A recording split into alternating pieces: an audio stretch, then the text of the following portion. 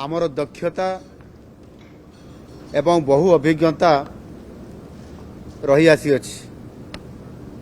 एवं आमे मध्य 1999 मसीहार से महाबात्या को देखिछंती एवं तार परवर्ती 1999 महाबात्या पर ठारू आज पर्यंत जेते भी विपर्यय आम सामना को आसी आमे ताकू सठिक भाव में परिचालना करिबा एवं जीरो काजुआलिटी करिबा आज निश्चित भाव में आमको बहुत अभिज्ञता देइछि एवं यहा मध्य आंतर्जातिक स्तर में मध्य आमर परिचय सृष्टि करिबारे सक्षम हो पारिछि। एहा सहित आमे जानिछंती आमर ये पुरी रे अत्यंत गरम हेबा गुळुगुळी हेबा एवं वर्षा समय रे मध्य अर्थात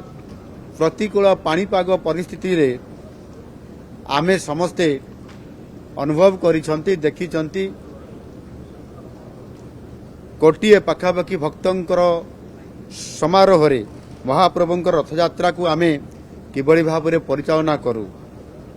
तेणु ओडिशा को विशेष करी ए पुरी को या स्वतंत्रता दे पुरी रे ये बैठक करवा निश्चित भाव में एक सुसंवाद आउ सेथिपाई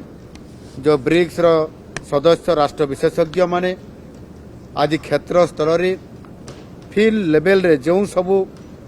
सफल मान पदक्षेप लिया जाइछि से संपर्क रे सामाने निश्चित भाव में भारत रे एवं विशेष करी ओडिशा रे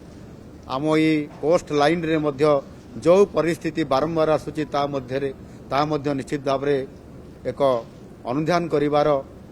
ये कार्यक्रम भितर आसुची ये बैठक निश्चित भाव में अनेक सफलता मिलिबार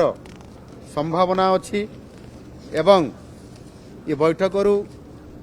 जो उपयोगी निष्कर्ष बाहर विशेष करी विपर्यय ह्रास दिगरे ब्रिक्स राष्ट्र मानक मध्य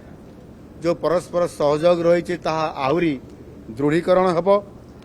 एवं विश्व स्तर में ए संपर्क में जो सबू श्रेष्ठ परिचालना पद्धति बा बेस्ट प्रैक्टिसेस अच्छी सेगुड़िकर मध्य देश भितर परस्पर आदान प्रदान हेब यह द्वारा ब्रिक्स राष्ट्र विपर्यय परिचालन यह उपकृत हो पारिबे। विशेष करिकी आगुआ सतर्कतामूलक सूचना प्रदान करने विपर्यय प्रतिरोधी भित्तिभूमि संपर्क में ज्ञान आहरण करने एवं प्राकृतिक विपर्यय आशंका करी भित्तिभूमि विकासमूलक योजना प्रस्तुत करने क्षेत्र में यही ब्रिक्स बैठक आउ ए बैठक रे ब्रिक्स रो जो भारत समेत जो 11टी राष्ट्रर जो टेक्निकल पर्सन एवं तांकर सबुठारु बड़ अधिकारी माने एठी आज ए ब्रिक्स सम्मेलन रे उपस्थित अछंती एहा निश्चित भाव में आगामी दिन में अत्यंत उपयोगी साब्यस्त हब एणु एभली एक सुजोग आज आम ओडिशा को एवं विशेषकर आमर यही महाप्रभु जगन्नाथंकर पुरी धाम ये पुरी रे ये जो सौभाग्य यह निश्चित भाव में आमको बड़ संकेत सूचना दौची आहरी अधिक आमे तार सुपरिचालना डिजास्टर मैनेजमेंट को करि परिबा सेथिपाई केंद्र सरकारंकर मध्य आम ओडिशा प्रति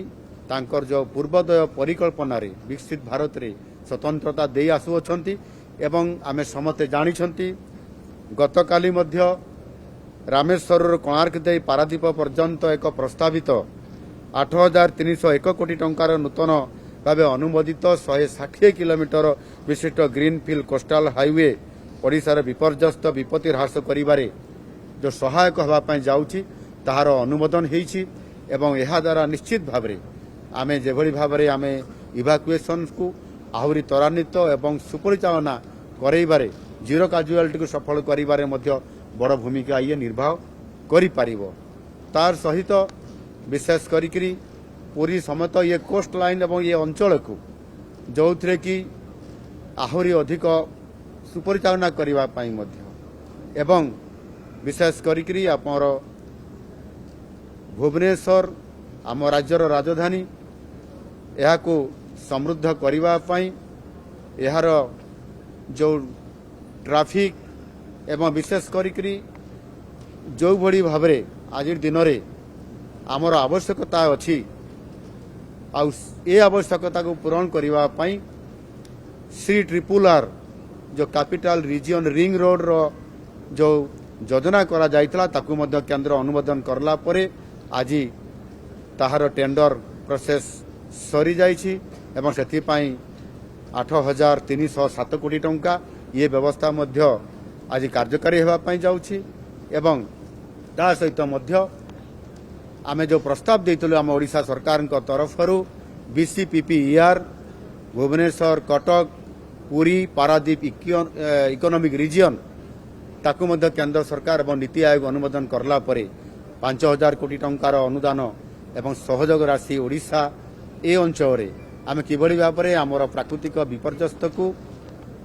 सठिक भाव में परिचालना करबा मुकाबला करिपरिबा एवं जीरो काजुआलिटी करिपरिबा ये समस्त को आधार करी आज जो ब्रिक्स सम्मेलनी निश्चित भाव में बहुत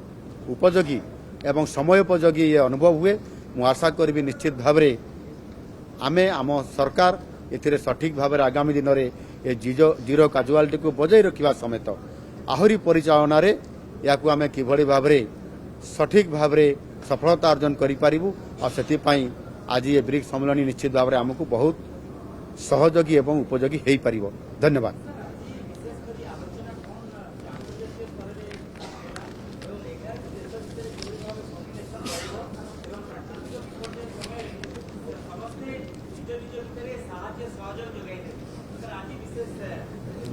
आज आलोचना हेई नाही